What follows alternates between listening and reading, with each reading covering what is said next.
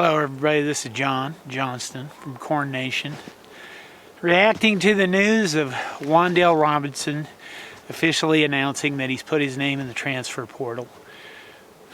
I think that we heard rumors about this ahead of time, and I don't think it was a huge surprise to anybody, but it's still a gut punch when it happens. You lose your best offensive player, probably your best player on the team.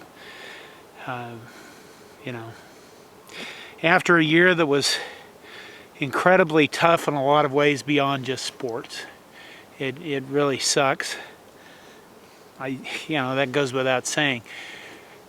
So Mr. Robinson said that it was hard being away from his family, and there were rumors that he wanted to transfer to someplace that was closer to home.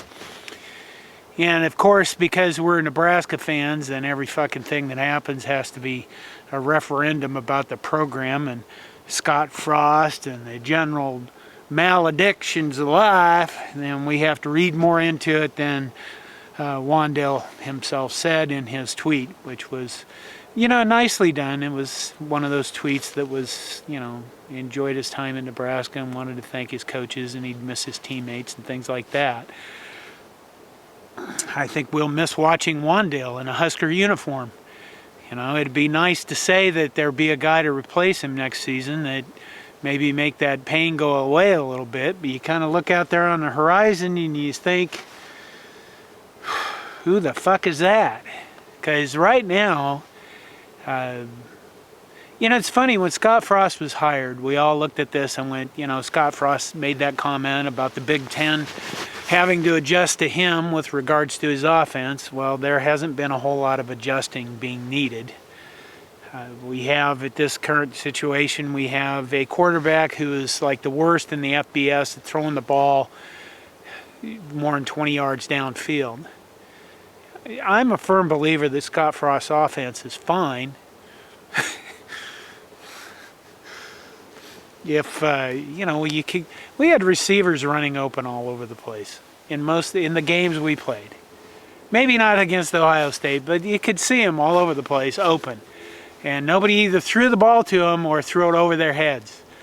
If we had a quarterback that was capable of throwing the ball with consistency down the field to hit these receivers, we probably wouldn't miss Wan'Dale as much as we are right now. And you kind of look at Robinson and you kind of go, okay, how did he get used last year? He got used kind of like a crutch. They looked at him and we all said in the early games, well, how come he isn't getting more touches?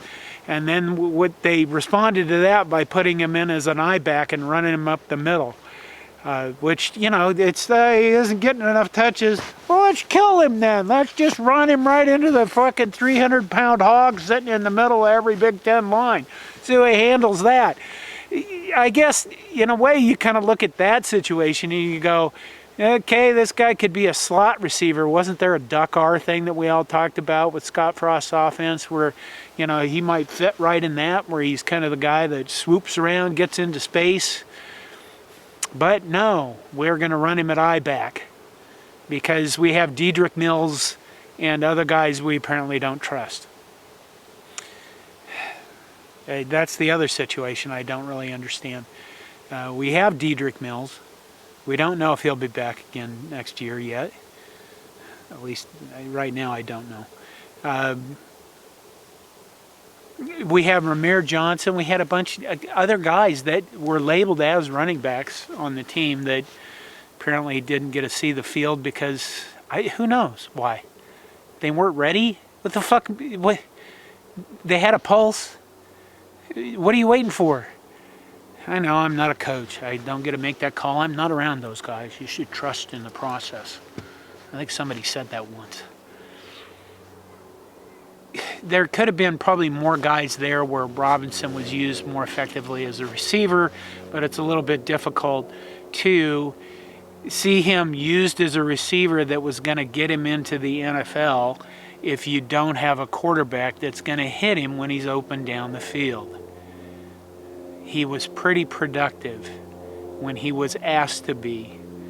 and it's really sad to see him transfer. I guess if it's best for him and best for his family, you know, good luck either way. You don't want to wish anybody ill will, unless you're a real bastard, which, you know, those guys exist.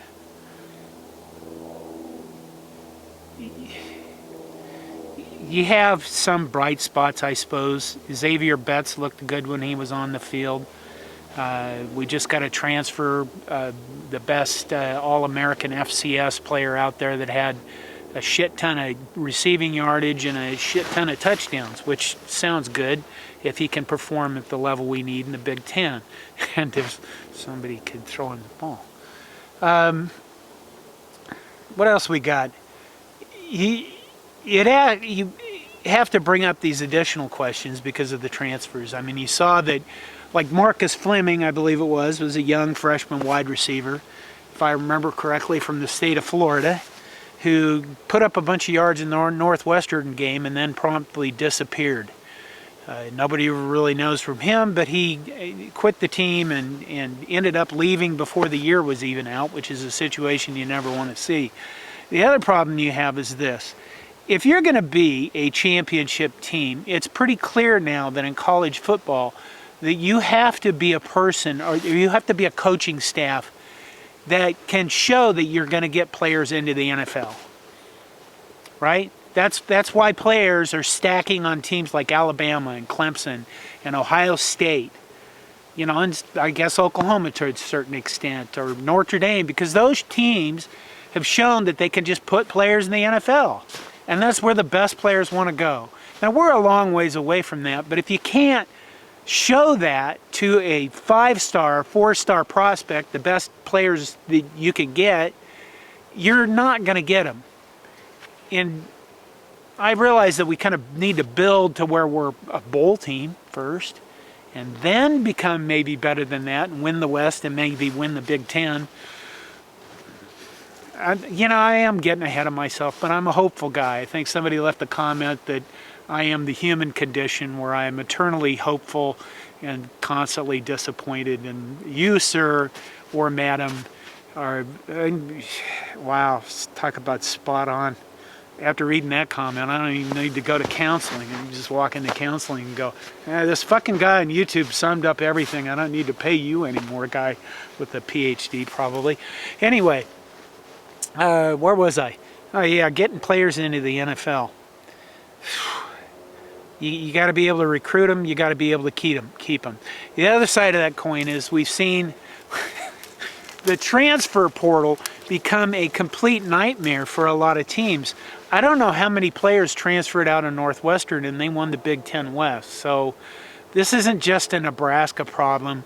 I know there's that guy in your life that's going to be kicking your ass for, and this is the best news of all, that we get to talk about this for 8 or 9 months or 23 years, probably forever, because, you know, there's those negative people in your life that are going to keep bringing it up all the time, as if it didn't happen any place else.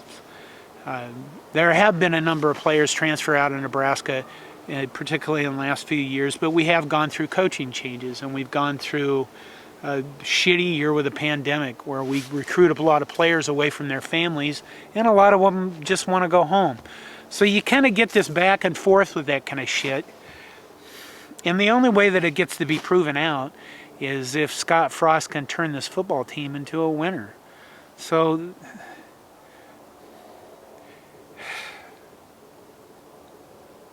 you know, one of the guys, when we saw the news, we use Slack to communicate. One of the guys said, "John, you better go find a tree."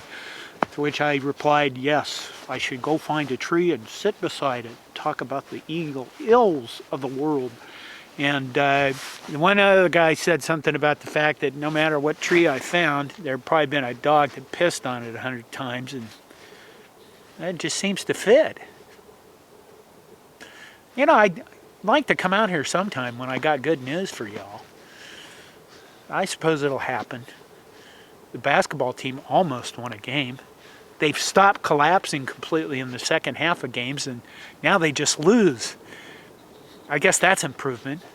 Volleyball's just around the corner. At least we have one good team where We don't suck ass. Baseball, wrestling, we beat Minnesota. You know, the Big Ten's pretty tough in that sport. I'm looking forward to wrestling, mostly because we can compete in it. I don't know what else to say about football except for this. It seems that there seem to be some problems with our program beyond just Wan'Dale Robinson transferring. I don't know if we're going to see coaching changes this season before, this off season, but I wouldn't be surprised if we do, especially on the offensive side of the ball. You have to find a staff that works together. It doesn't matter. It's just like the players on your football team. It doesn't matter how good they are if they can't go out there and do their jobs in a copacetic manner, all working together, all rowing the boat in the same direction. Fuck me. Okay, I think that's enough for now. If you made it this far, you'll notice one thing different maybe.